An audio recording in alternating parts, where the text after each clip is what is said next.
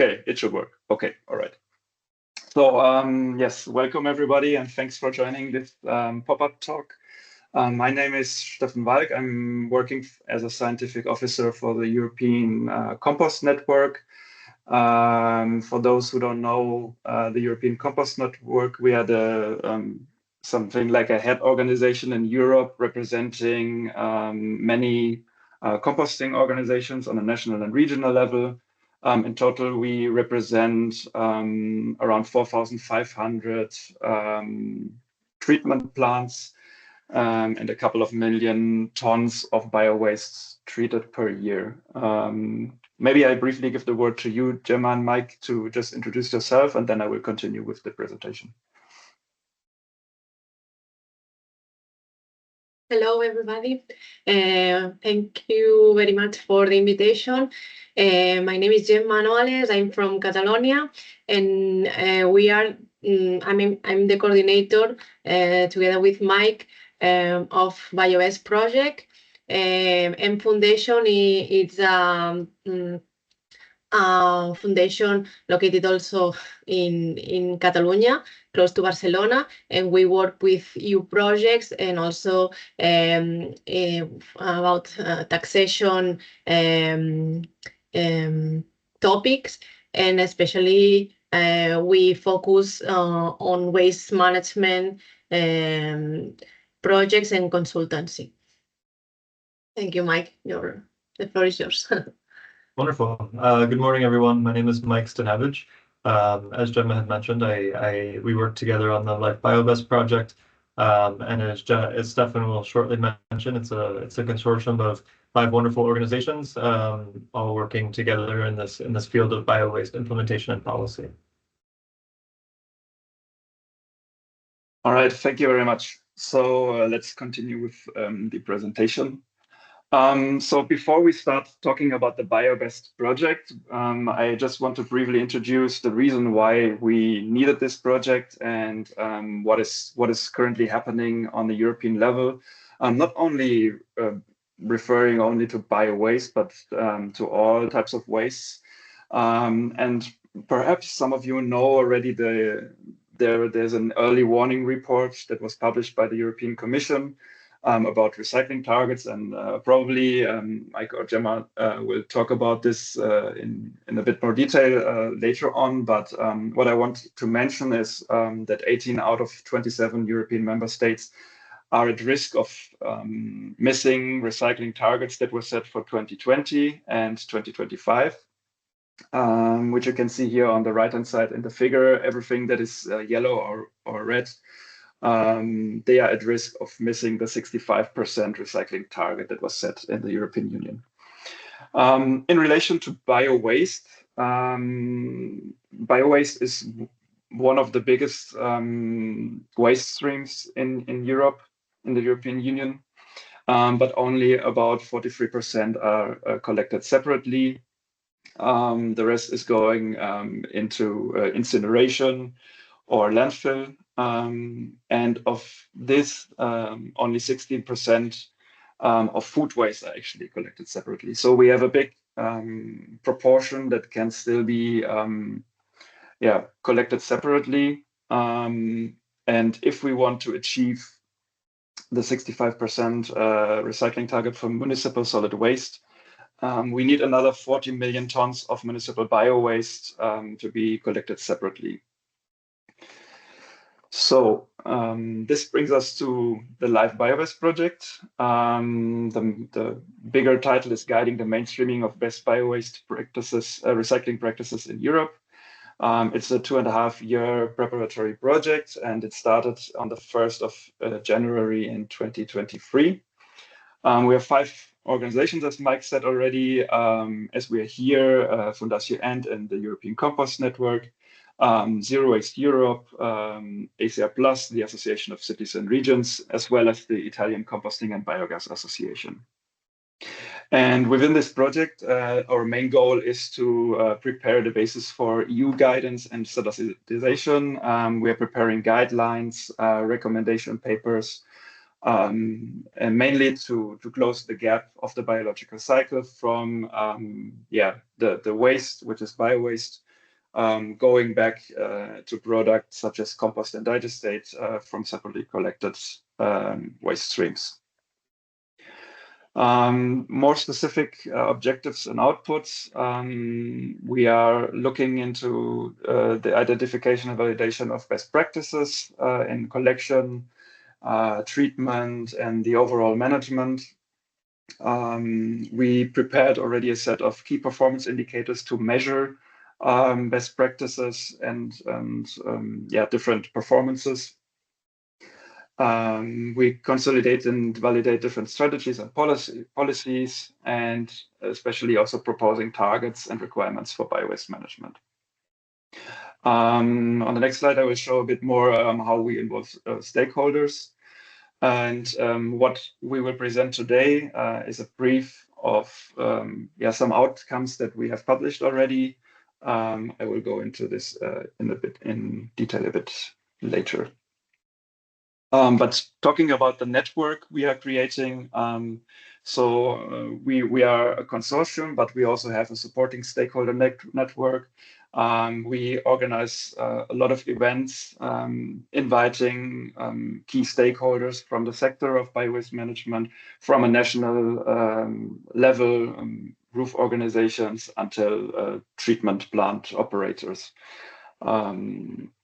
And yes, what you as a stakeholder can do to help us, we have a stakeholder survey. You can share data with us just to showcase best practices and also to participate in upcoming events. So far, we have published 6 deliverables. We have organized as well some events. And as well, for some of you, I've seen some names that worked as well also already in the Decisive project. We are working on the continuation of the tool that was proposed there. It's basically an assessment tool for best biowaste management practices. And so the agenda for today is that we will present a policy brief including regulatory barriers that was published earlier this year.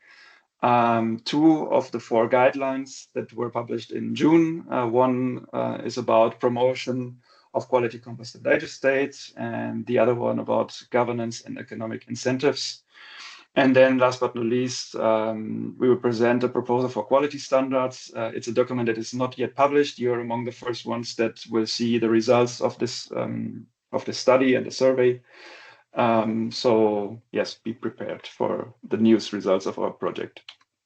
And yeah, with this, I would like to hand on to, I think, Mike, who will present the policy brief, including regulatory barriers.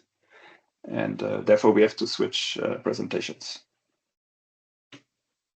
Wonderful, thank you for that, Stefan. So my screen should be sharing soon. It's here, Mike. I think, Hans, are you raising your hand? Was it? No, sorry, it was a mistake, sorry. Okay, all right.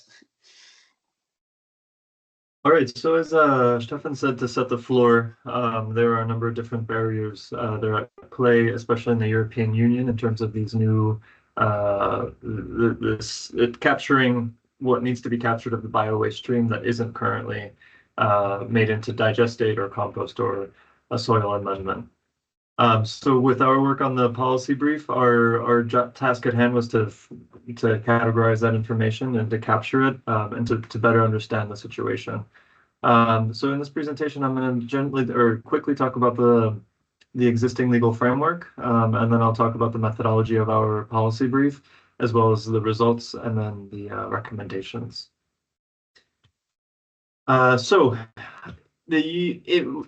Two of the most important policy measures in the EU are, number one, the Waste Framework Directive, which was established in 2008, and then with a subsequent revision in 2018.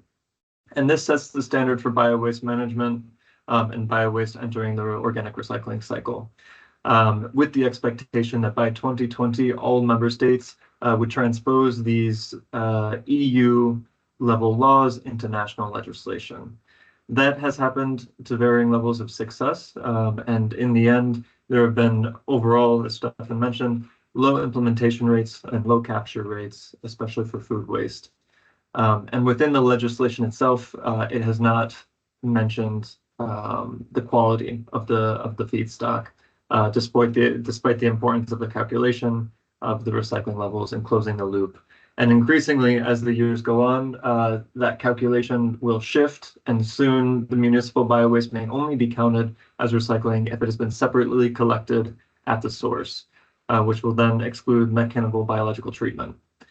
So setting this as kind of like the principal framework, policy framework of the current situation, along with the landfill directive, which was established in 2003, and at that point, member states were guided, instructed to set up a national strategy for the reduction of biodegradable waste going to landfills.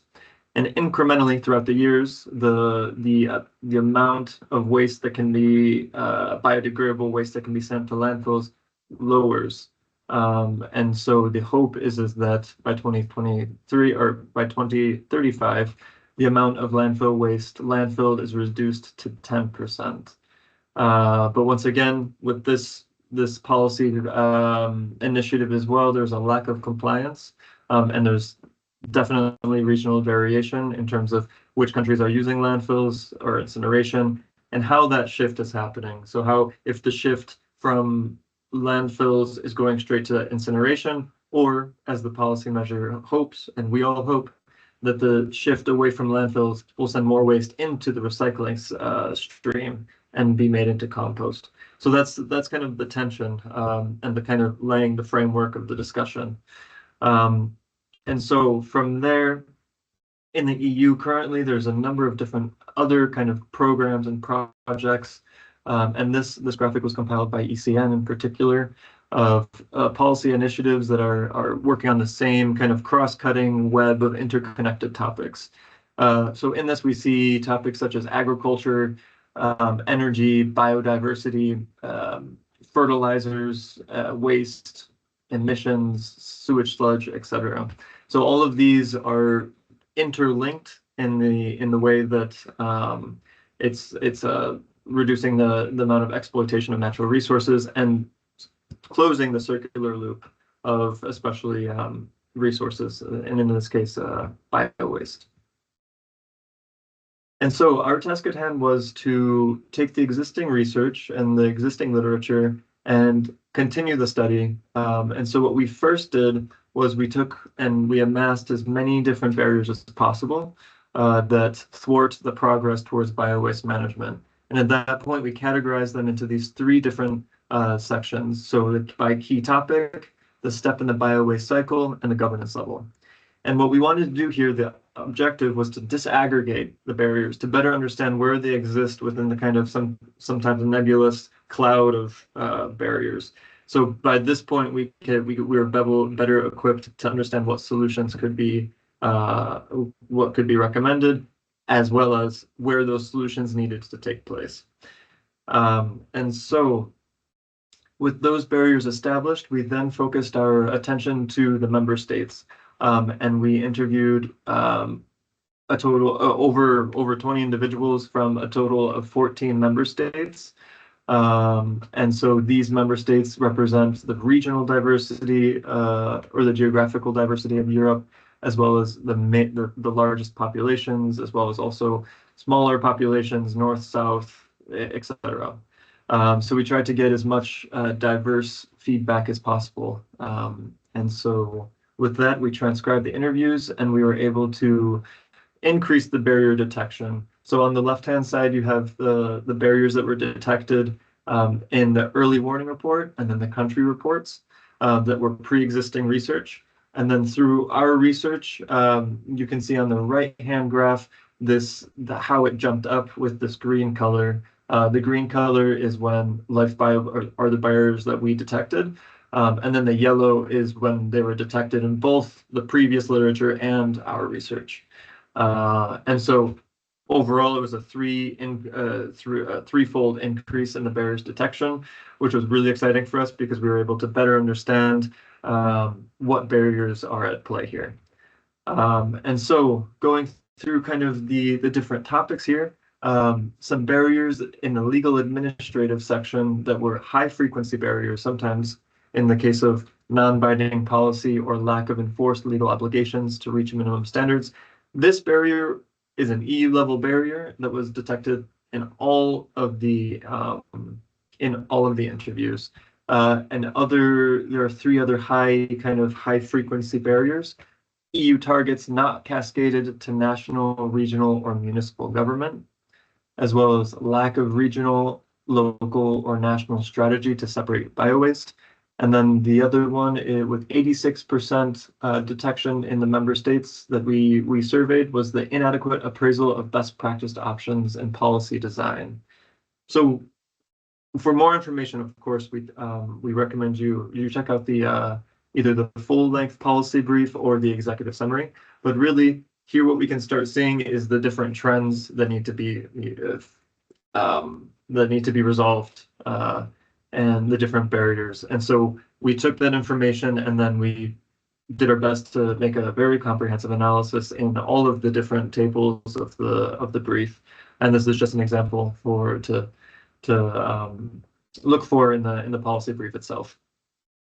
And then in terms of economic barriers, what we're thinking about here is how the incentives are misaligned and how the finances are not aligned to stimulate the bio-waste collection, separate collection.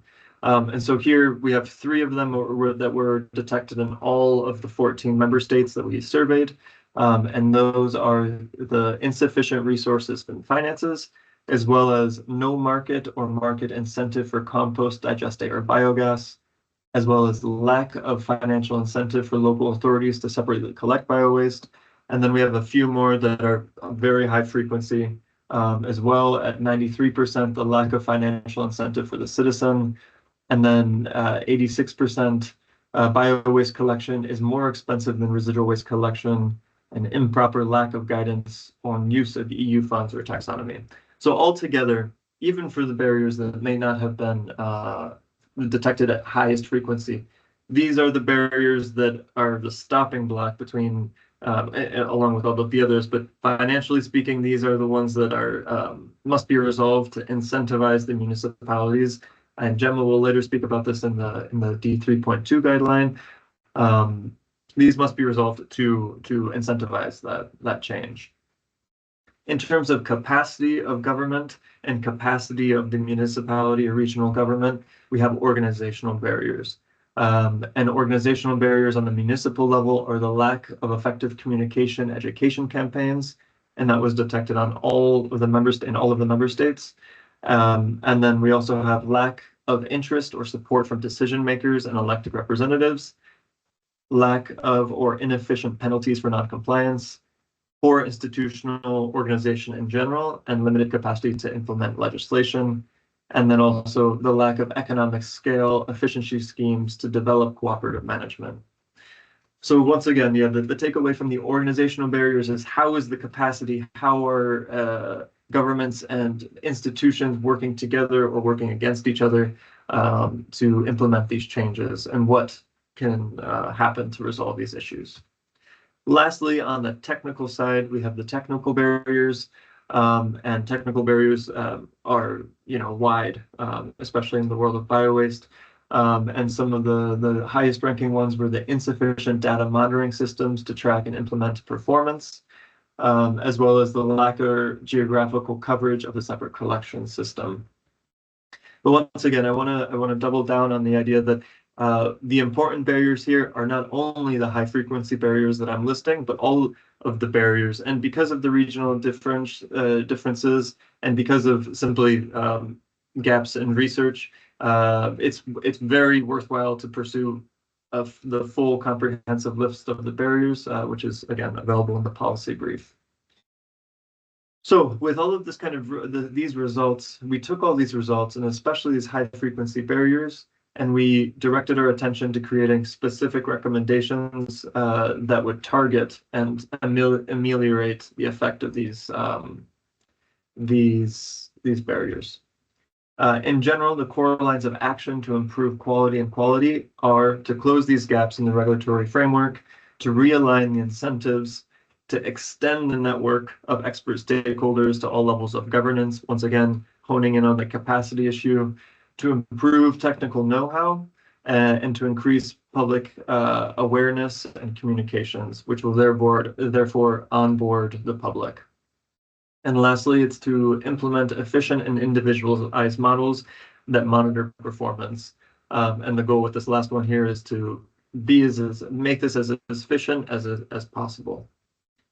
And so kind of on the last section of this presentation, just to show you kind of the recommendations that we provided. I won't, of course, read them all because there's a lot of text here. But once again, the idea is to take those high frequency barriers that have been detected all across Europe and pin them directly to a recommendation that can be kind of digested by whether it be the EU government, regional, member state, or local government. So as you might remember, some of the very high frequency barriers in the legal administrative were about cascading national targets. And making sure that regional, local, and national governments are all meeting those expectations, creating benchmarks and targets for separate collection.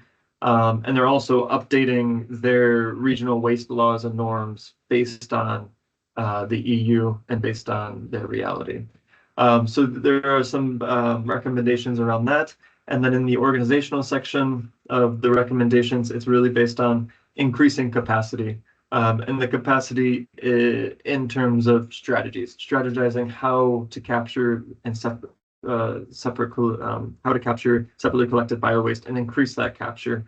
And so how can we empower local, municipal, and regional governments to do the work that is guided by the upper levels of government, be that the EU or the national government. And then in terms of economic recommendations, once again, it's redirecting the incentives so that landfills and incinerators are disincentivized, and in place is not a trade-off between the two, but a redirection to bio-waste recycling and closing the loop. And making sure that facilities in general, governments in general, have the financial capacity to meet that increase in bio-waste feedstock and material. And lastly, somewhat related to the organizational as well, are the technical recommendations. And then technical recommendations, once again, are based on making the service more efficient and increasing the capacity of both the kind of the government as well as, or the institution, the leading institution, as well as the company or entity that is providing the service. And that comes in the form of increasing the efficiency through individualized collection models, especially the door-to-door style or scheme, as well as promoting the commercial separate collection, and also through the use of these individualized models. So once again, these are just the priority recommendations that we provided, but there's a full list of the recommendations in our policy brief that it'll be shared after the presentations today. And a lot of these topics will then be continued by Stefan and Gemma in their subsequent presentations, because really, as one of the first deliverables of the project, we did our best to make this kind of to set up the issues that will then later be resolved by our guidelines, and later be kind of tackled in each of the guidelines to improve the situation of bio-waste collection.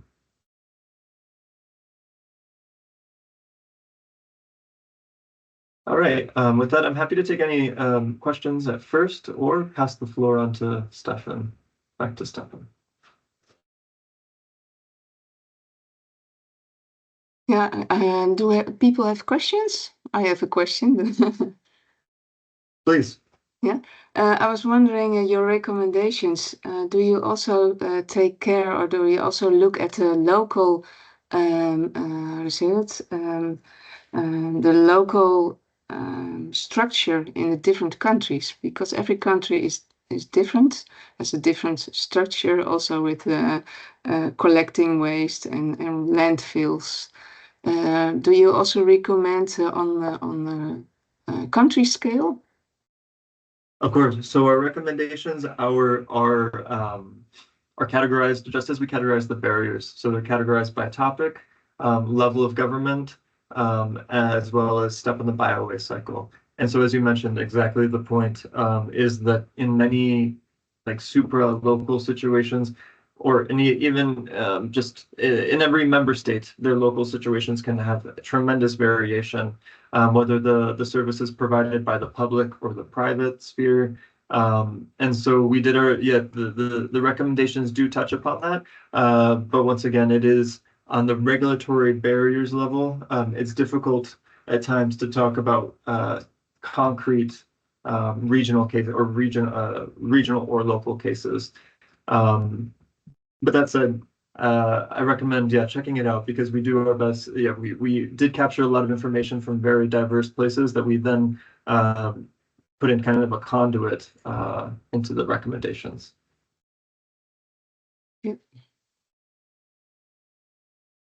Other questions for Mike? No? Then we can go further, please. Yes.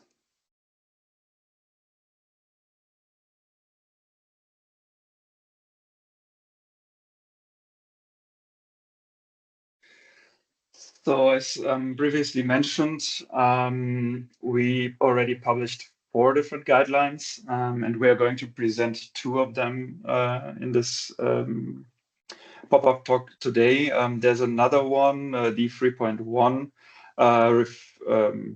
dealing with the separate collection of bio-waste, introducing as well best practices in collection, introducing necessary equipment and so on and so forth.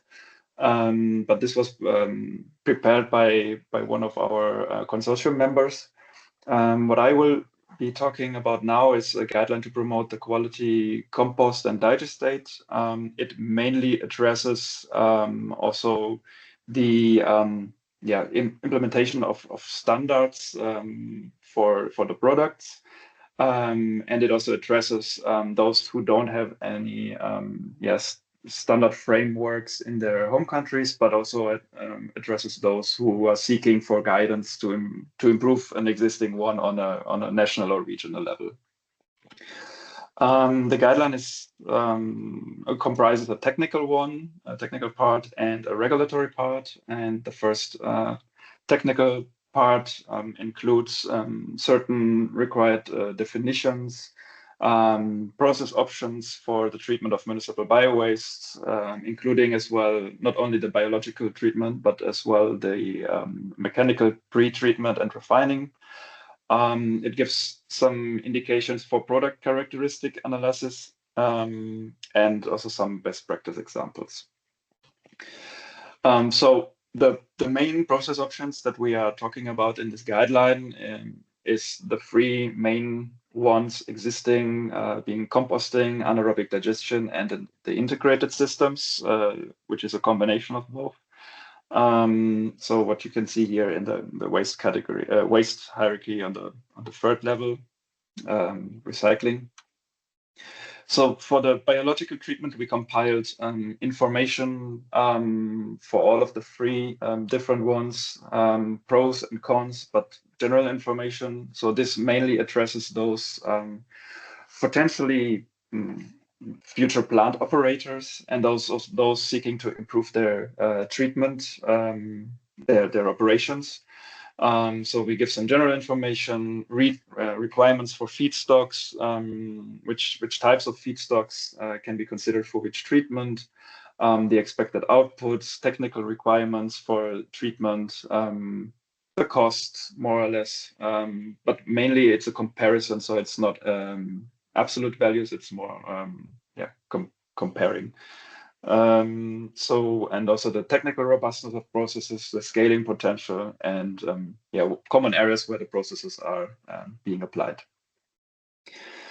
So for just an example for biological treatment, composting. So we introduce for each, we introduce a fact sheet, but also a scheme with the basic processing steps.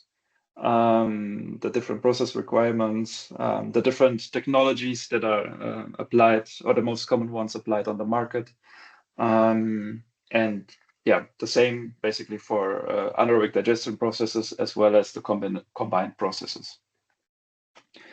Just to show you some images of how we set up the fact sheets. So on the left-hand side, you see the fact sheet for composting, just an outline.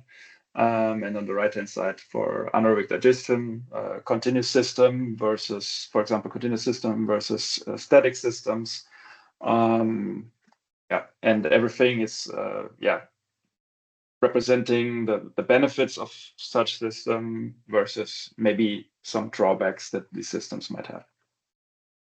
The same as well for the mechanical pre and post treatment, why it is important, what this technology does to the process or to the product, or on the way towards the product. And as well, we have included a small section that also deals with that also deals with the pre-collection initiatives. We also included some hints on the product characteristics, specifying the different qualities that can be obtained, and also quantities from different types of products. So one is the bio-waste compost, one is a green waste compost, and the other one is a bio-waste digestate, which are the most common products derived from biological treatment. And this is also, again, a qualitative comparison between the three different products. We also have included, I'm not sure if this, it's in here. So from here, from the qualitative comparison, we also included a fact sheet with typical qualities from 3 different countries or regions. We selected those countries, first of all, because of data availability. Second, because they are also in conformity with the European Compost Network's standards for quality. Some are even more strict, but they are at least in conformity with the one that was developed within ECN. And then it's also showing the different qualities that can be expected from the different products. And as well, it can be compared between countries, but as well between products. And we're showing the main quality indicators here. And now what follows is the regulatory guideline. So how a quality assurance scheme for composted digestate is being defined, what the EU legislation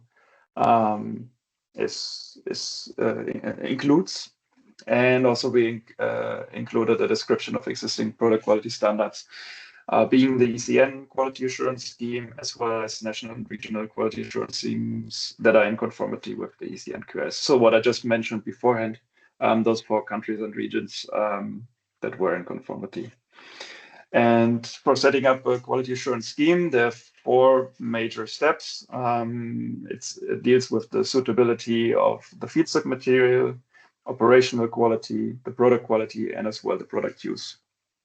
And I will just show you an example for the product use that is from actual statistics that we analyzed for another report that shows the different market segments that compost and digestate is marketed to. And what we can see here is the main market it's still agriculture, more for digestate from anaerobic digestion than for compost, which is a bit more diverse.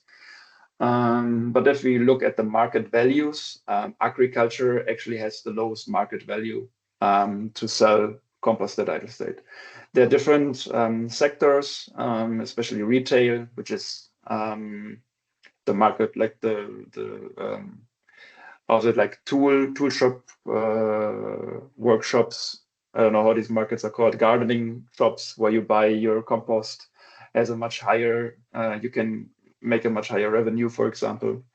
So this is very important when setting up recycling schemes.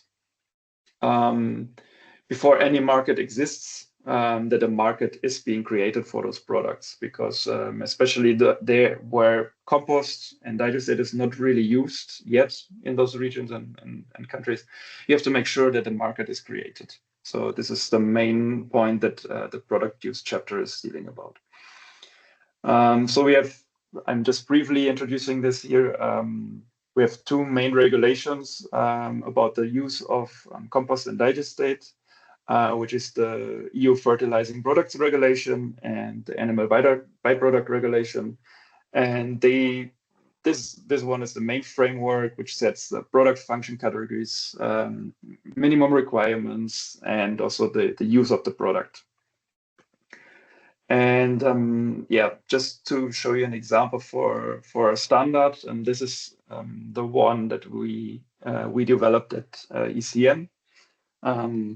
Well, it was developed before my time, but so here we have some standard values or limiting values for organic matter, inorganic pollutants, and so on and so forth. And these values, they can be used, for example, in those countries or regions where no standard exists yet, just as a basis to develop their own ones. So just some of the take-home messages from this deliverable. So that high-quality feedstock will definitely ease the production of high-quality product. That pre- and post-treatment is important for improving the quality, especially where you have quite elevated levels of impurities of plastics, glass, and so on and so forth. But that was what's referring to the question of Esther, that we have to consider local circumstances. Just a very simple example, in the Mediterranean region, you will have potentially much less garden waste due to the climate conditions, whilst in the north you have much higher levels of much higher quantities of garden waste.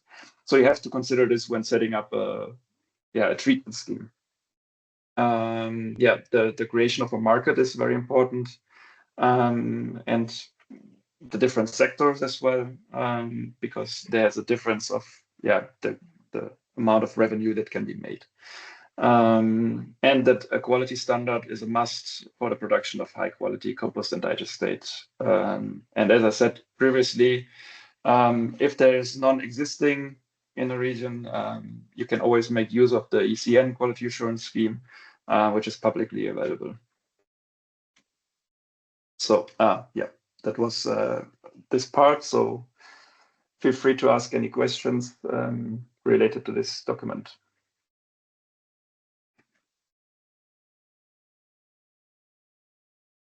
Elke? Yes, I have a question. Is there also a description of the pre- and post-treatment possibilities for the composting or anaerobic digestion plants? Yeah. Okay. We have for each of the let's say the most common pre-treatment and post-treatment technologies, we have a fact sheet as well. Okay. Thank you. Philip? Yes, Stefan, you said in order to make value of the compost, you have to create the market first. So what do you envision for making the market? What do you think of when you say that? Well, yeah, it's on different levels. So you have a regulatory level that can, for example, promote the use of compost and digestate in a region or country. So this is kind of creating a market that maybe shifts from the traditional fertilizers or artificial fertilizers towards compost and digestate, and then to promote their use maybe on a regulatory level, and then on a regional level. If you set up a a composting plant, you need to know that you can actually market it. So it doesn't make sense to put your composting plant and then no one will take your product. So I think this is a process. On a local level, it's more a process of making, let's say, farmers or local industry aware of the high quality of your product. And I mean, we both know very well that it's a very difficult aspect to, for example, persuade farmers of using your compost product rather than using artificial one. But yeah, I would say, like, first it has to start on a regulatory level that eases the use of compost and digestate and to make it actually a product and leave the waste status of these products. I hope that clarifies a bit. Richard? Yes, thank you very much. The issue about animal manure, which in the Nordic countries are feeling very much in this composting and especially digestion process. It is considered very much as a waste product, and that it's the product is gas mostly, and the rest product is a waste product, which is a very low price. And I'm really looking at these prices you showed, which is very interesting. I mean, we could get some prices like that, the market will exist. And also, I found some Austrian figures as well, where they are more than 30, 40, 50 euros per tons. Then the market will create. In Denmark, it's almost impossible to get a price up going.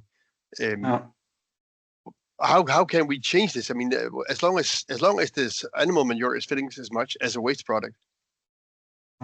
Yeah, I think it's really what I just said. It's a regulatory problem. I think it's not only. I mean, it's a long process. I've seen regions as well where they actually have to pay the farmers to take their compost. So it can get even worse. Like, you can get nothing, which is fine, but you can even have to pay for it.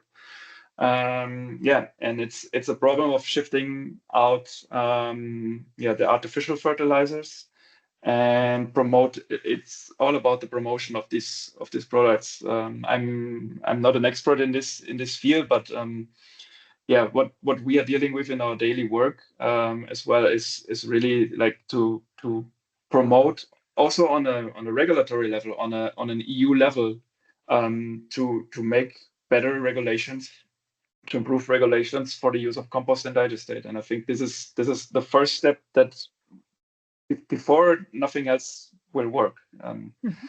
So and that's what we're also trying within the LIFE BioBest project, that we show the benefits of compost and digestate to be used in different sectors. And we hope that those who will implement regulations read it thoroughly and take away these messages that I'm just told. Maybe I can ask it. We've seen the same in Flanders.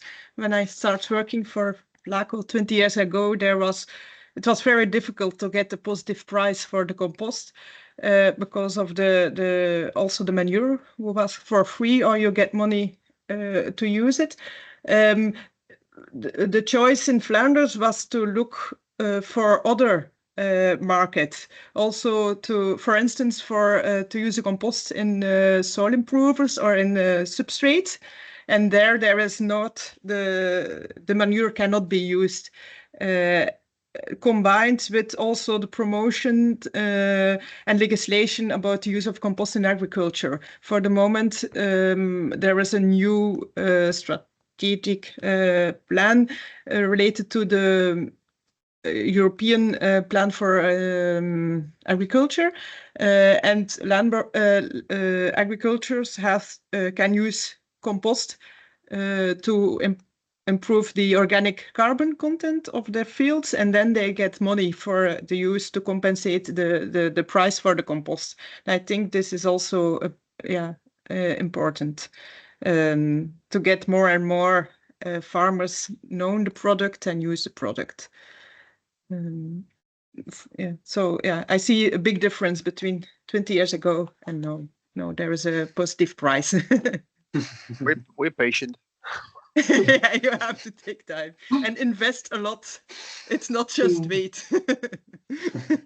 No, that is what I also wanted to say. I think the interest in compost is increasing in agriculture sector. But on the other hand, we still see some problems, and that is what I wanted to ask about pre-treatments. We still have problems with growers finding glass and are also scared about microplastics. So on the one hand, they don't want to use chemical fertilizers anymore because our legislation in Holland is that you don't have to use so much nitrogen because of leaching out to the water. But on the other hand, the how do you say that? Yeah, they're not very positive, not always very positive about compost because of the pre-treatment is not so good because of this small pollutions.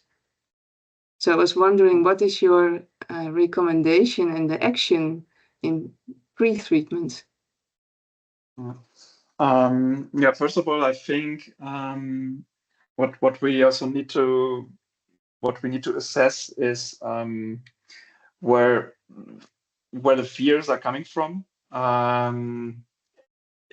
There are currently a lot of studies also looking into the fate of microplastics from the biowaste into the product.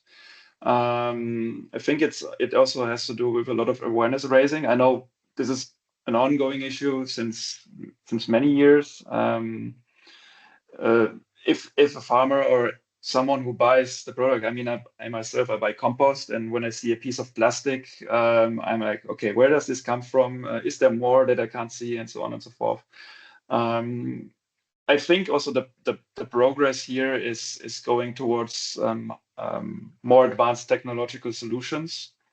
But yeah, still, from my opinion, it needs to continue as well on the source. So we need to make sure, and this will come also in my next presentation, we need to make sure that already in the biowaste, the quality is as high as possible, that we can already avoid having an intake of these impurities at the beginning before the process.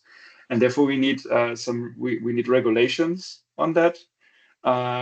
We need limit values on that. We need suitable methodologies for the assessment of the quality at the input to actually reduce the intake into the biological treatment already.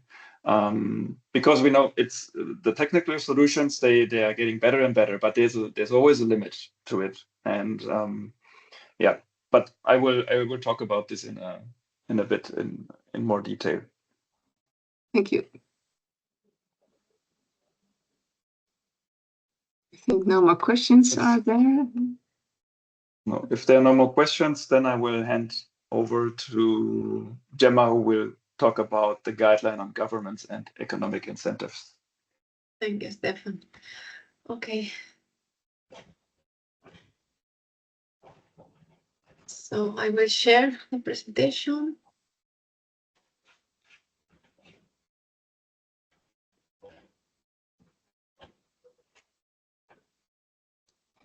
It's okay. Everyone can see the slide. All good. Yes. Yeah. Okay, thank you. So as mentioned, we based on the assessment of barriers and recommendations in the first report that we create, we define governance and economic incentives that are included in these guidelines. The document is divided into these two parts. The first one about governance and the second one about economics. And I will show you the main findings, conclusions with this scheme. First, governance, and second, economic instrument. So when we implement waste policies, waste schemes, waste management schemes, we include the core of them are the technical issues, the facilities, the collection system, and so on.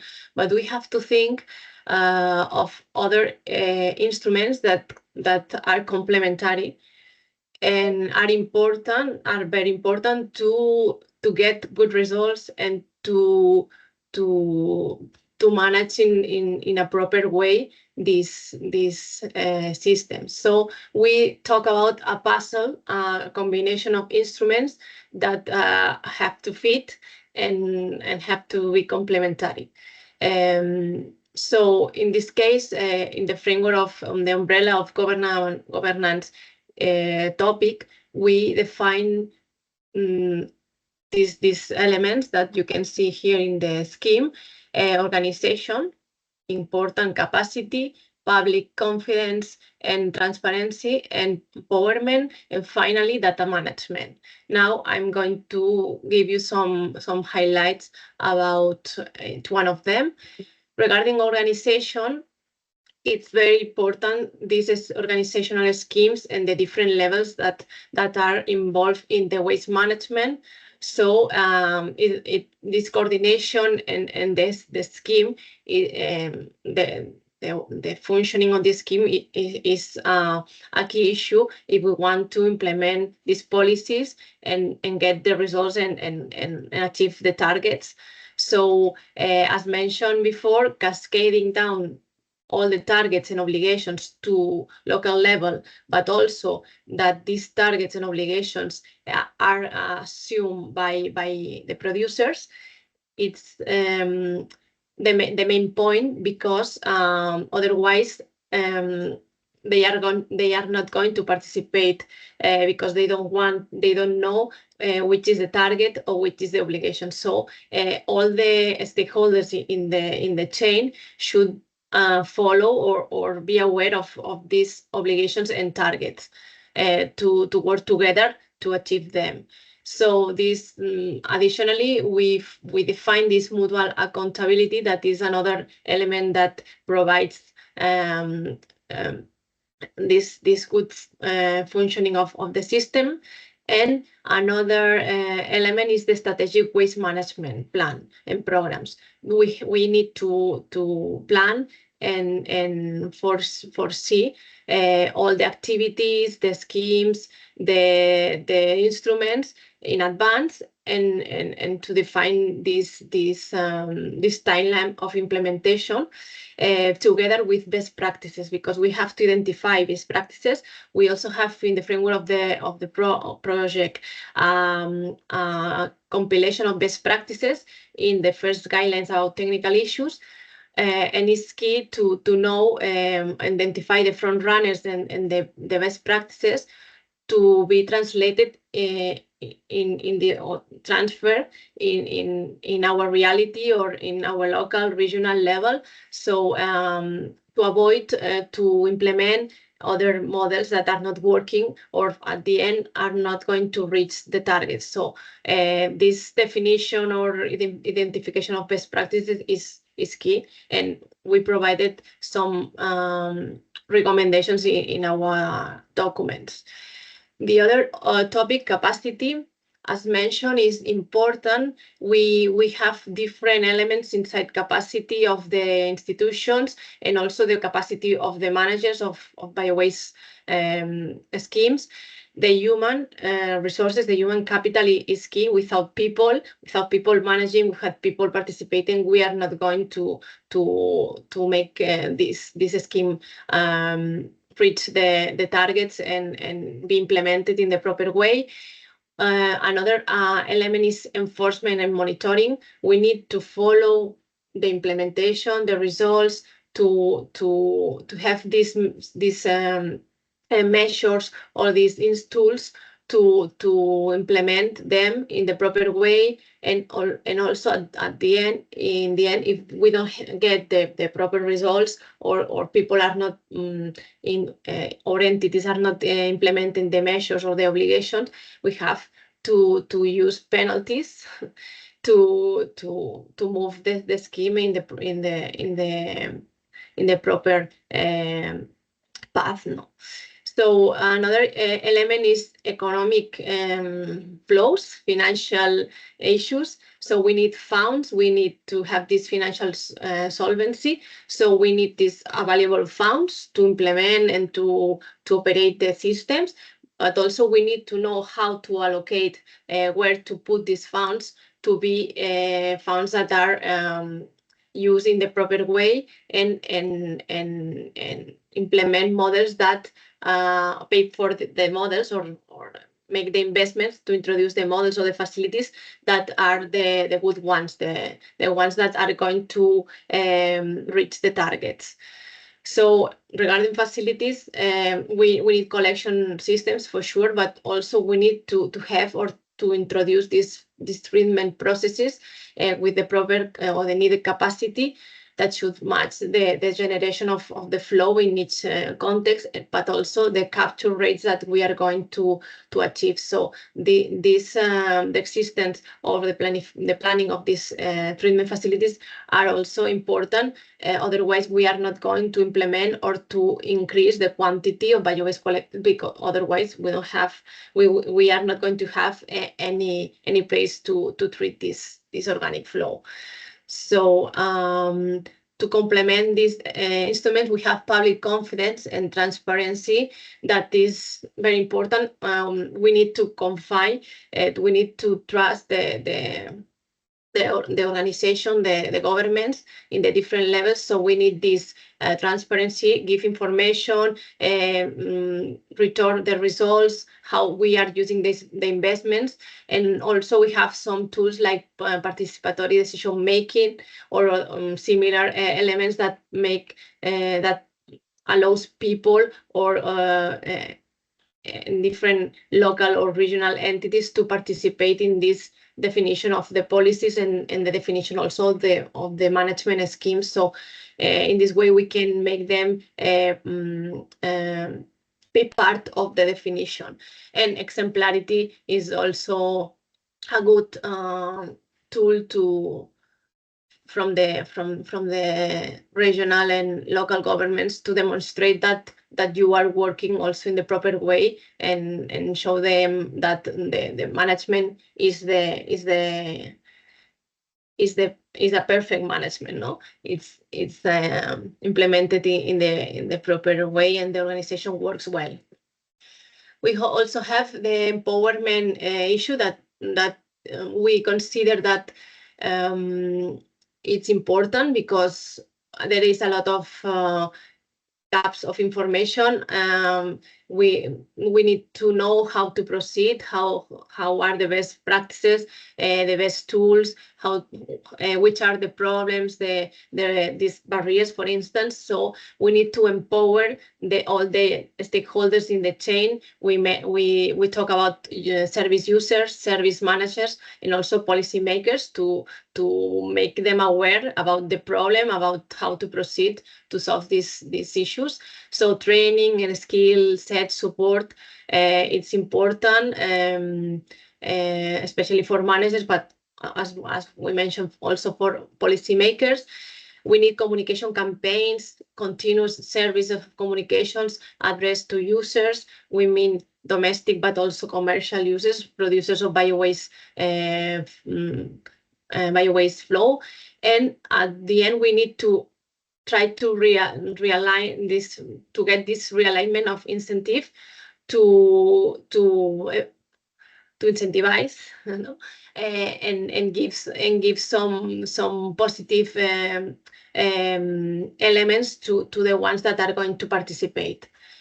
And finally, data management. We saw in our first documents that there is a serious problem with data management, lack of data, low quality data. So it's important to implement these integrated interinstitutional monitoring systems and statistics with quality data, considering a common predefined KPIs indicators.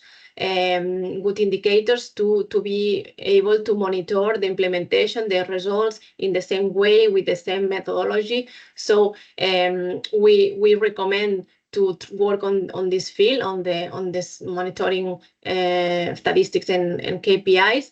In the framework of data follow-up, we need to implement periodic bio-waste and residual waste characterizations to know the quality, the quantity of bio-waste that we lose in the residual waste flow. So it's important to take into account this kind of studies in the management scheme, and also have the funds to develop these studies of quality. And also at local level, as we mentioned, we take also into account local level. We need to follow up the participation of the users, producers, and also in control and follow up the incidences, and to be aware of the real performance, and give information and awareness, and address and define communication campaigns according to these results. So we need this close follow-up about quantities, quality of the bio-waste provided, but also about the number of set-outs of deliveries. So it's important at local level to work on this data and to have the tools, the technological tools to automatize this part. And finally, if we are going to use pay-as-you-throw schemes, variable charges, we need to also go to the second level of management, data management, to collect and have this integrity and data management to get the information needed to calculate these variable fees. Okay, so it's important to have this quality and information. And we jump to economic instruments. Regarding economic instruments, we work on this all of these elements. You can see in the figure in this scheme, we divided them. We have revenue generating tools, and we have also revenue providing tools. We are going to show you more details about some of them, the main ones, but we have identified these key elements. Disposal taxes, we mean landfill and incinerator taxes. We also have, as we mentioned some minutes ago, paid schemes, waste management service charges that we can define them as variable charges, paid schemes.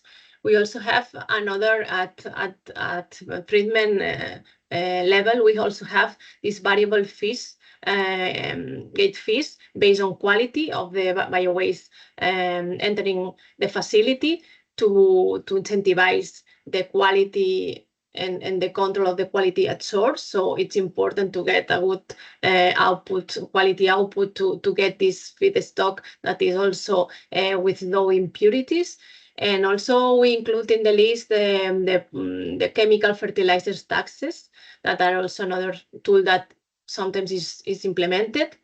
And regarding revenue providing economic instruments, we define as a key element disposal tax refund or premium schemes, monetary subsidies, grants that are crucial to give this to facilitate the implementation and also some kind of operation activities. We also introduce rewarding schemes that are more voluntary and a soft kind of tool, but are also in some contexts are also reaching quite good results. And finally, we have at EU level the emissions trading system that also can incentivize bio-waste management. Now I'm going to talk about some of them. As mentioned, disposal taxes, landfill and incineration. We have to promote disposal taxes on incinerators and landfills and reevaluate the effectiveness of the correct ones. As you can see in the first photo, at the member states of the European Union have some of them, of the majority, have implemented different type of taxes with different values or quantities to pay when you enter to landfill, and it's important to verify that they are effective in terms of transfer the flows to selective collection, separate collection, and avoid to produce a lot of residual waste. In this sense, we need to increase or modulate these taxes, these landfill taxes, to try to rebalance the economic viability of biowaste management, because we have to compensate biowaste management costs to make it more competitive if we compare this flow with residual waste. Otherwise, producers and managers will prefer to continue with the management of the residual waste. And these taxes can be complemented with landfill bans.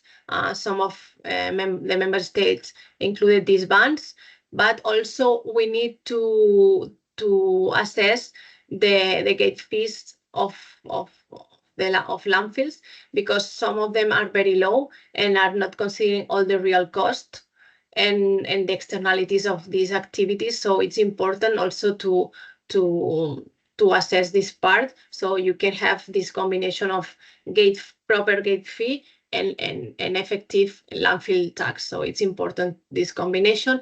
And as you can see in the second picture, that this is the landfill rates that are now in different member states, and also the landfill tax, the amount of the landfill tax. So when the amount of the landfill tax is higher, this reduces the quantity of landfill sent to this facility. So it's important that the correlation is here in this graphic. So we have to work on these landfill taxes with higher values.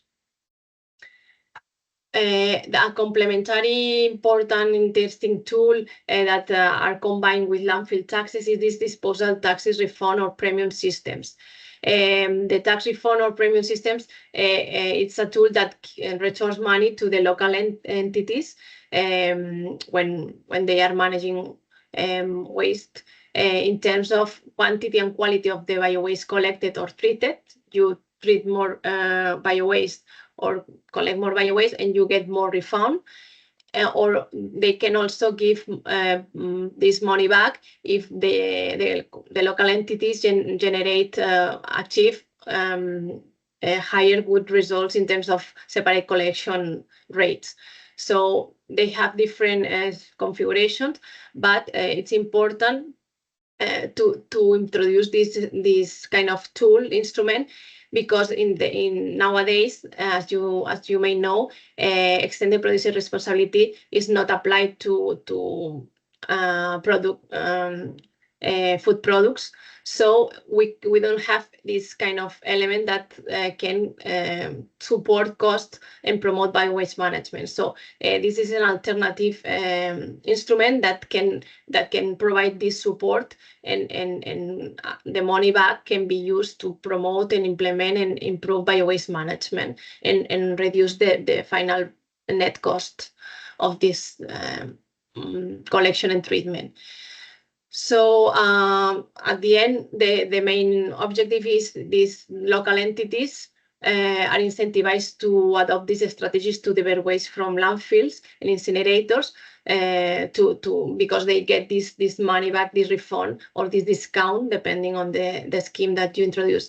Two examples that are the most relevant is in the case of Catalonia, that we have, as you can see in the scheme, we have this tax refund system, and Sardinia with the penalty and premium scheme that are also applied to municipalities to promote separate collection. In the case of Catalonia, if you see in the figure, the municipalities pay when are sending these flows to the landfill.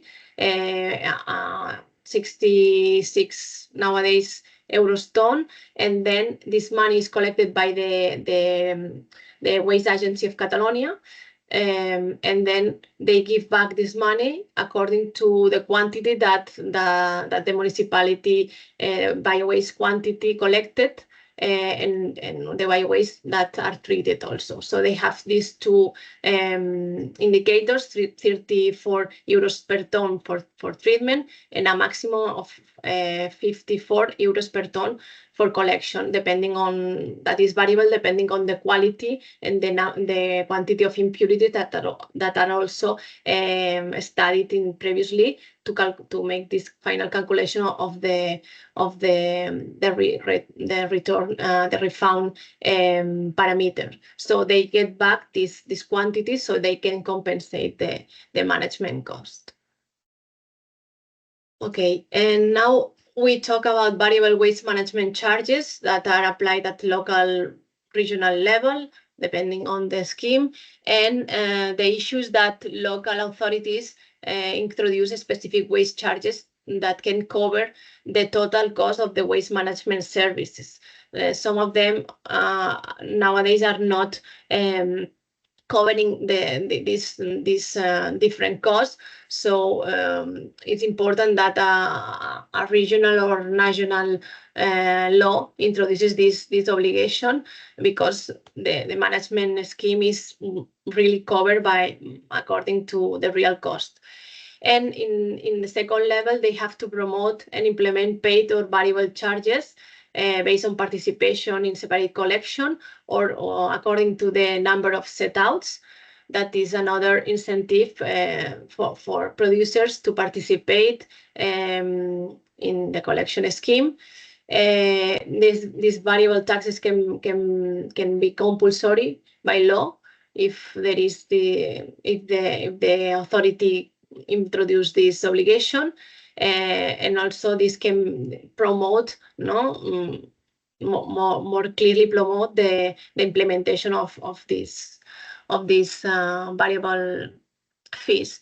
In this scheme, as mentioned, we need to monitor and collect user identification data, and also in this framework, as we are working with the information coming from the user, we need to guarantee the integrity and quality of the information and the personal data protection legislation. So it's important to take into account this integrity, this quality, and to comply with the legislation of data protection. As you can see in the scheme, we have different types of variable taxes apply in containers schemes and door-to-door schemes, identifying the user, identifying the bin or the bag. And in this case, we talk about pay-as-you-throw schemes. You can pay per number or per additional waste set-outs, with a minimum part in the fixed part of the fee. This is especially applied to residual waste, but also in some cases we have the positive scheme that is safe as you throw, that is a bonus or a reduction per number of recyclable fraction set-outs, especially applied to bio-waste collection. You provide more bio-waste bins to the system, you get this reduction in your fee. So it's important because this is an important incentive to producers, to households, and also commercial activities. And finally, we identified in the framework of our analysis that subsidies, grants are important to incentivize the introduction, especially of the bio-waste collection schemes. The they can contribute to facilitate this introduction, but also the improvement of the schemes to introduce individualized door-to-door or other identified models, user-identified models, and also introduce treatment facilities or improve the technology of the facility. So in this case, member states or regional governments can provide these grants to introduce bio-waste management, improve collection, improve of update treatment, but also support pilots projects regarding innovation or new schemes. And finally, in the chain, in the last part of the chain, we have to the incentive to produce or apply quality compost. In the case of Catalonia, we have a good example of annual grants provided to local governments to introduce this bio-waste management, also home composting, covering the bins, the communication campaigns, also providing investment for technology. So it's important to analyze the best way to allocate these funds. So our recommendation is to establish this specification. Also, when we talk about EU funds, about the destination of the funds in terms of management model, which kind of management model are efficient, so we can cover the implementation, eligible materials, or also accompanying activities like communication campaigns or data management schemes. So this is important to incentivize and promote these new models, advanced models, but also with proper and quality bio-waste management. That's all from my side. Thank you for the attention. Thank you. Are there questions? Philip? Yes, hi. Thank you very much for that information. I'm very much interested in the data management part of that, because that's my focus of my daily work. I try to integrate data from various European countries, and it's obviously difficult to integrate it because the semantics are not the same. So data is not comparable. Do you know of any initiatives on EU level to integrate data, to develop any standard of the nomenclature, or to develop any data representation that would make it comparable?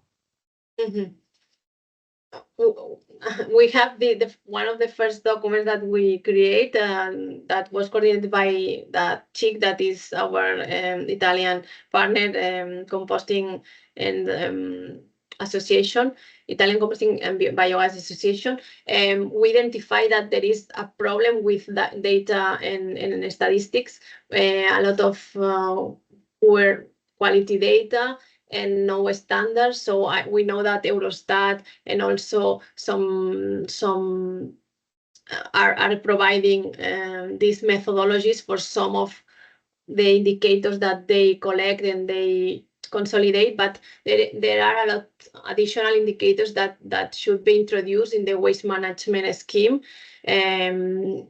Like we also in the bio-waste project, we also identify these key indicators for collection, for treatment and part, and also for other complementary instruments to provide this common approach of indicators, and that data that should be collected and calculated in the same way. But it's true that a lot of work should be done in this field.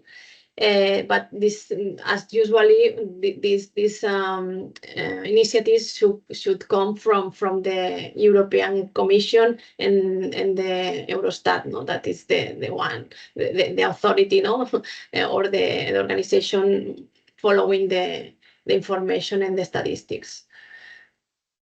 We can provide you with this document. We analyze the information from different countries regarding bio-waste, and we also include some recommendations about how to improve this management, data management, the schemes, But also we define these key indicators that we try to validate in the framework of our co-creation events and so on. But we will provide, because we are a preparatory project, we are a LIFE preparatory project, that is a project that the objective is to provide this information, recommendations to the Commission, to the DGs, in order to improve the policy and also the approach of bio-waste management, policy and obligations. So we send this information to the Commission. So we need to see that they are going to use this information and recommendations and move forward, no, with this improvement. But we work on these recommendations, but they are the ones in charge of implementation. We are also promoting the documents, the KPIs, the guidelines to send the information to everyone who are working with bio-waste or introducing or about to introduce bio-waste management to make this information public and people can use them, no, in their context. But is up to the upper level to introduce the obligation or the new rules, no, to calculate and to collect information.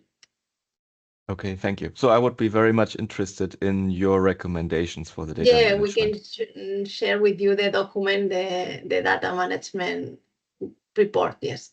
Okay, thank you. Yeah, maybe it's a question to Gemma, Stefan and Mike. Maybe it's possible to send your documents, your guidelines and your recommendations around after this meeting, if that is possible to everybody who's joining today.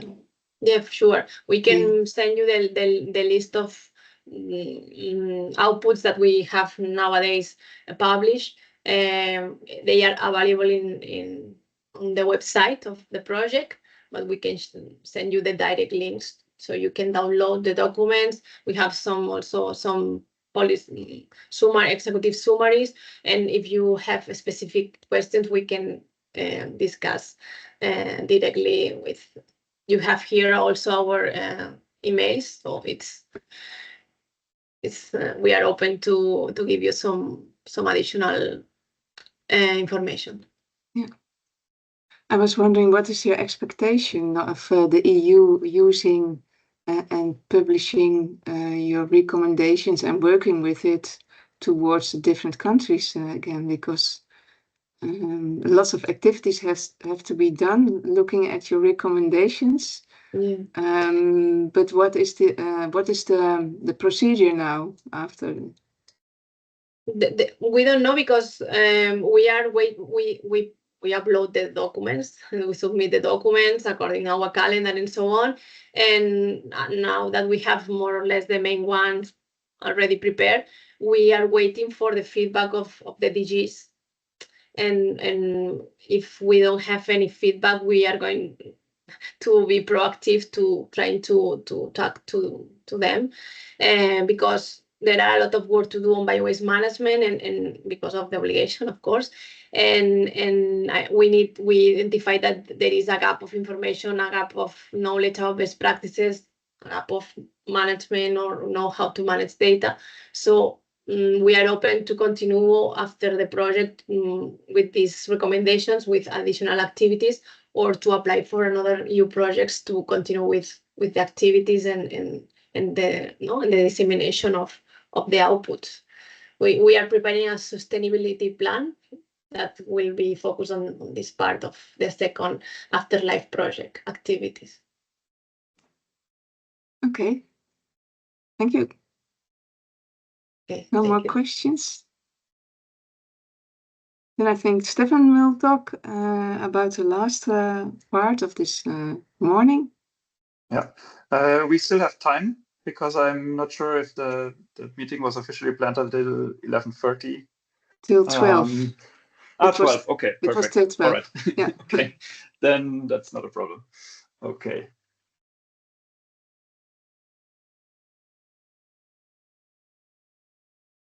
All right, let's get to the last part of this pop-up talk. I will present the findings of a study for a proposal for quality standards for biowaste entering biological treatment. And when we speak about the quality standard, we have to think about, well, the quality standard as it is, being a limitation for impurities in biowaste. We also have to consider a methodology for the assessment, or at least some framework. And we also have to think about the legal and regulatory consequences that such a standard will imply. Gemma spoke a lot about the economics and the government's part. So I think this is on this side is mainly taken care of already.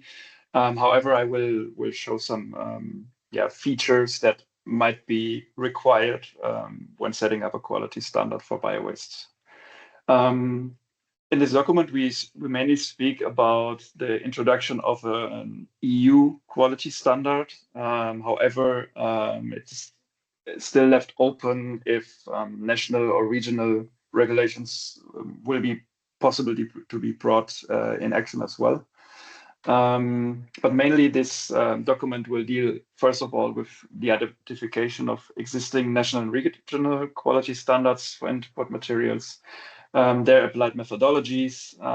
We have some learnings from a small literature review, which assess the interdependency of feedstock product qualities. We have some insights from biowaste management experts, which is a big chunk of this report. And then finally, we give recommendations for a unified standard for the quality of biowaste as feedstock. And we also talk about or give some recommendations for the calculation of the biowaste recycling rate, which might be affected by a quality standard. So first of all, what I maybe have answered already a bit previously, but why do we actually need an input quality standard? These are just some of the reasons. There might be many more, but so the first of all is surely the high cost of pretreatment and refining, which deals with the operational costs, but also the capital costs. And in order to partly pass on these costs to the polluter, we need a standard, and we also need a frequent revision of the qualities. And by doing so, this might as well motivate the polluter to take measures for improvement. On the second step, during the treatment, we have substantial losses of good organic material that cannot be turned into a product anymore. They end up in the reject fraction, and we've seen figures, even with advanced systems, we can have a factor of 3 compared to the share of impurities that is being lost. So if we have around 3% of impurities, we might have 9 to 10% of good organic material being lost. We defined this as a key performance indicator, which is called the dragging factor of impurities towards the organic materials. On the other side, we also see the limitations of the technology to remove impurities, which means the more impurities we have in our feedstock material, the more will be likely to end up in our product as well. And what we also talked about before already is there's the issue of microplastics that cannot be technically removed and surely end up in the final product. So if we reduce it already in our feedstock, and what also happens during processing is a fractionation of these particles. So we have maybe big particles in the beginning, and at the end we will have the microplastic particles that we have in the process. So during processing, we actually might cause an accumulation of microplastics.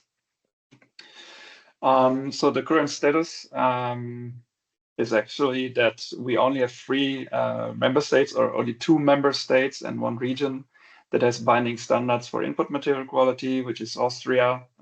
It's on the way. It's getting probably into place in 2025. We have Germany, and we have the region of Catalonia in Spain. Gemma introduced already some measures they are taking there. Some countries, they have recommendations published by some national waste management agency, such as for the Flanders region in Belgium, or the Composting Association in Italy, CIC. The standards, they set for a limit value for impurities as laid out by the governmental institution. However, the methodologies for the assessments, they are usually published by the national composting associations. These are all existing ones in the European member states. I give you two examples very briefly about existing standards and methodologies. So far for Germany, we have a limit threshold of 3% of total impurities, which is the actual rejection limit. So plant operators can, when they apply the methodology for the assessment of impurities, they can reject the delivery of a biowaste truck due to a high contamination level. And there's another control threshold for plastics, especially, which means that if it's below the threshold, it can go into biological treatment. If it's above, it has to apply a purity removal. It's a two-tier system, so which you can see on the right-hand side in the figure here is showcasing the actual methodology until the treatment can take place. It also includes a waste composition analysis after circumstances with the control threshold exceedance. The main methodology is the visual inspection. The BGK, the German Composting Association, developed a methodology for visual inspection, and also a kind of color system to rank the quality of the biowaste. Another study showed as well a correlation between the number of impurity particles with the actual impurity content in biowaste. So this helps to verify that the visual impression or the visual inspection methodology is a sufficient methodology in certain circumstances for the actual quality of biowaste by measured by the percentage of impurities by weight in the biowaste. The next one, it was actually also shown by Gemma already. Also in Catalonia, they have a limit threshold. I think, Gemma, we still have to verify this percentage because I think I remember that it's changed per year. Yeah. So I'm not sure if this is still the actual value. But what I want to highlight here is that in Catalonia, each collection circuit is analyzed for the composition 4 times per year. And they have a bonus-malus system, so a revenue system for municipalities, which is affected by the actual quality of the delivered biowaste. And there's a special or a specific factor that goes into the quality when revenues are paid back.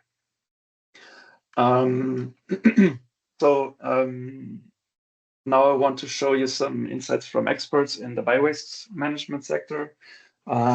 We developed a survey and we received 74 responses from all over Europe. Some were institutions with a national perspective, but most of them were local entities and plant operators. On the right-hand side, I just wanted to show which type of treatment they represent. So most of them are dealing with biowaste, being a cascade system of anaerobic digestion composting, only anaerobic digestion, or only composting. We also asked them for their the rejects they are generating either all over in the country or region or at the specific plant. And we received responses with an average around 10% of rejects that are generated due to the share of impurities they have. So during technical removal of impurities. So that's the overall. And what I just mentioned is that within this average of 10%, we also have a lot of good material that is being lost.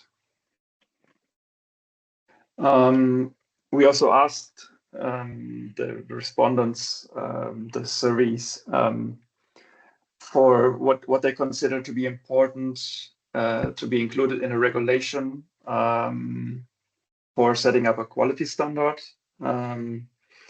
and also for the influence aspect to achieve high quality. And most of them answered that the plant owner or the plant operator should have the right to reject a delivery due to the input quality. And a requirement is also financial benefits or burden for municipalities delivering high or low quality of biowaste. Some also answered the national binding limit value. And then we specifically asked them for the ideal limit value for feedstock quality. And first of all, most of them answered that it should be below 5%. In average, it was 4.5% of total impurities. We also assessed, because they were allowed to give open answers as well, and some answered that a generalization would be challenging. Minimum standards should be evaluated based on the treatment technology. And when talking about treatment technology, I'm referring to pre-treatment and refining, because during treatment, during composting and anaerobic digestion, impurities are not being removed. Most of them, they also welcome a regulation on frequent quality assessment of the input material, regardless the methodology. And many of them answered that they would recommend to analyze every batch of delivery, not necessarily with waste sorting analysis. I think it's clear that this is too time consuming, but with a visual inspection, for example. So finally, this is very preliminary. It's not revised yet, but considering all the findings from literature, from existing standards, and also from the expert opinions, we recommend that the limit for threshold for total impurities must not exceed 5%. This is regardless any treatment technology, so whether it is composting or anaerobic digestion. However, if limits are introduced on a national level, so until now we spoke about a EU level recommendation for a limit value. Now we speak about the national or regional level, that we also have to recommend that the threshold should include a strict bonus malus or tax refund system, so that it has actual regulatory or legal consequences if some limitations are exceeded or undercut. This also includes the need for frequent assessment of biowaste quality at the input of biological treatment, which is also included then in the document for as considerations to be taken for the monitoring scheme. And yeah, this can be based on visual inspection or waste compositional analysis or a combination of both. And then last but not least, since what I was talking about before, mentioning that we generate a lot of losses on the way from the biowaste towards the product, we give also practical recommendations for the calculation of the recycling rate, because on a local level, it's there are issues in the calculation, and it differs among member states as well. So this is the mass balance approach. So we have, for each treatment technology, composting, anaerobic digestion, and their combination, we have a we introduce a figure and showcase which types of rejects or losses are excluded from the calculation of the recycling rate, and then which are included as well. Yeah, that's it from my side and also from all sides. Thank you very much, everybody. Mike, Stefan, and Gemma. Are there questions for one of the speakers or for Stefan from the last? Yeah, Fanny? Please. Thank you. Thank you for this interesting presentation. I'm Fanny Rato from ECOS, the Environmental Coalition and Standards. So we are active on both legislation and also standards at CEN and ISO levels. And this is very interesting. I was first wondering how to reconcile the different approaches to compost, especially I'm thinking about fresh compost in Germany, which is a bit different than other member states. And I have a second question on the recycling rate. What do you mean mass balance approach? Do you mean a weight-based approach with any ponderation? So thanks in advance for the that's So it's based on a weight-based approach. Elke? Yes, I have a more general question because Flaco will also work in closed cycle about impurities in the bio-waste collected in Flanders. I think next year we will prepare a communication campaign about impurities, but which impurities are the most important to use in our communication campaign or to activate people to better do the separate collection of that. Well, from my personal side, I would recommend two different possibilities. The first one is you look at studies looking into the most common impurities that you have and the ones that also cause the most issues during processing and in the final product. I think this is the most important. I mean, it's a very short time, but you sent me a study recently about I don't know if OVAM did it or whoever did it, but it was done in the Flanders region, and you see also which type of impurities you have mostly. So maybe you can use this study as a starting point, and then what is that mass and the area that some impurities cause. Let's talk about plastics.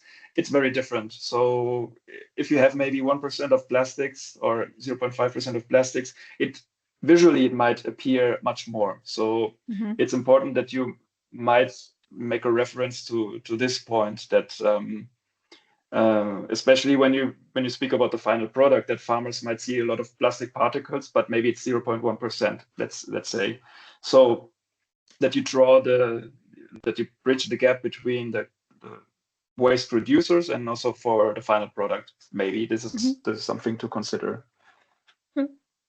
Yeah, I was also thinking in that direction. It's good to hear. If someone else has the idea. But I think the best is to really start with existing studies. If you refer to the Flanders region only, I have a lot of studies for Germany. If you think about the all over closed cycle project, if you want to look at different countries, I can also give you some information from Germany, just to have an idea what are the most common impurities in bio-waste. It would be very interesting, I think. Yeah. Let me add some information, because in Catalonia, as maybe you may know, as we have this refund system to return this money from the landfill tax, and the calculation, as mentioned, is considering the level of impurities.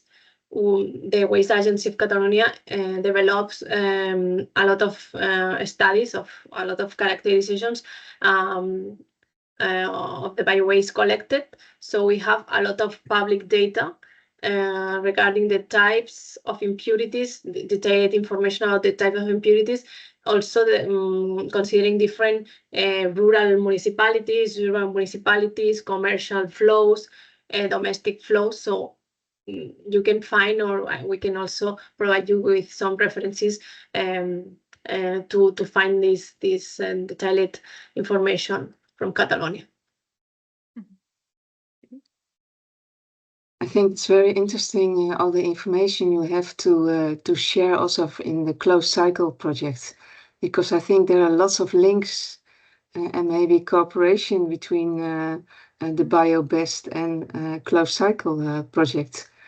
That is a conclusion of today, of this morning. I think also very interesting. Fanny, do you have a question also? Yeah, thank you. Another question that came to my mind. How do you think we can make the link also to the current European standards on industrial composting and packaging fit for industrial composting?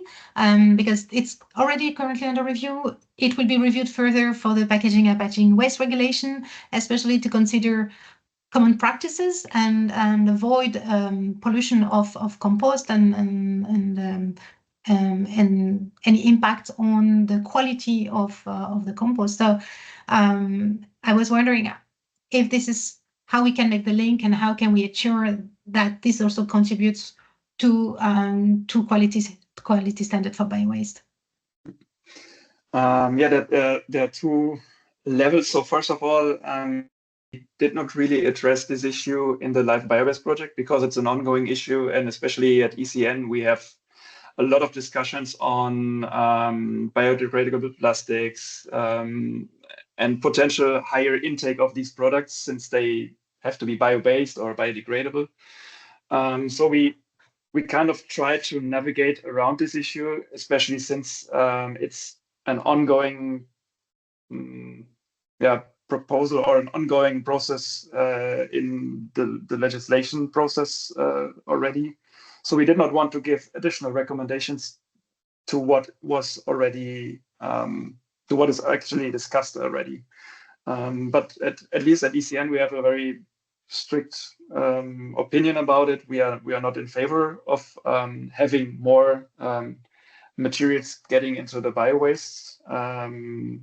Besides potential of biodegradable plastic bags and so on. Still, there's a lot of discussion. So we also this is why also we decided not to make this a big topic in the LIFE BioBest project. We included some sections where we talk about it, but very in a neutral way. But also for example, for the recommendation of a standard, we clearly said it will be up to the legislative developments, whether they might be included or not, and we are not giving an opinion about this. So hope that's okay. Yeah.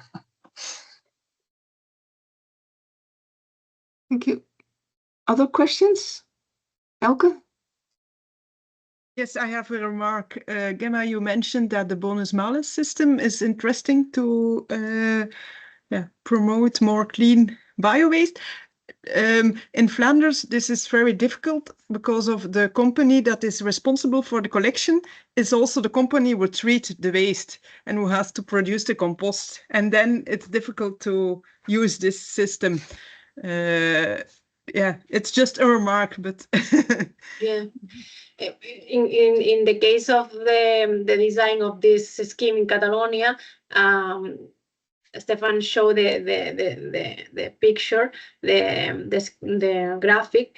We use the quantity of impurities according to these characterizations to modulate the level of return. So you have less impurities, the refund is higher. So this is an incentive to control at source and implement these individualized models that allows this follow-up of the performance of the user in terms of quantity and quality. So it's important, because otherwise you have to pay for biowaste if you don't have the refund system, because you don't have any EPR that covers the management. So it's a benefit for everyone. Regarding in terms of always the main the background issue is that residual waste can be expensive, if you compare with biowaste cost. Otherwise the scheme is not working. But if you introduce this refund of the landfill tax, you get this incentive, and also to implement the collection, because when we introduce the refund